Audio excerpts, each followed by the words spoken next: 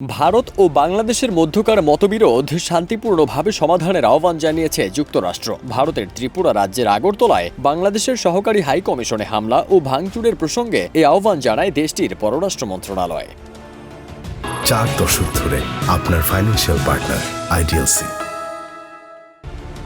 স্থানীয় সময় 10 ডিসেম্বর মার্কিন পররাষ্ট্র দপ্তরের নিয়মিত সংবাদ সম্মেলনে দপ্তরের মুখপাত্র ম্যাথিউ মিলার এই আহ্বান জানান।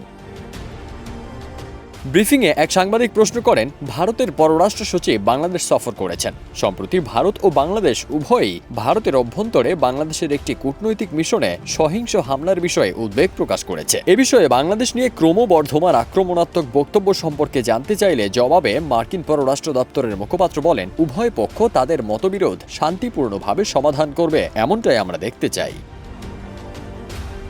গত 5 আগস্ট ছাত্র জনতার গণঅভ্যুত্থানের মুখে দেশ ছেড়ে ভারতে পালিয়ে যান তৎকালীন প্রধানমন্ত্রী শেখ হাসিনা। এরপর থেকেই দুই দেশের সম্পর্কে টানাপোড়েন চলছে। সম্প্রতি বাংলাদেশ সম্মিলিত সনাতনী জাগরণ জোটের মুখপাত্র চিন্ময় কৃষ্ণ দাস ব্রহ্মচারীকে গ্রেপ্তারের পর থেকে দুই দেশের সম্পর্ক আরও অবনতি হয়েছে।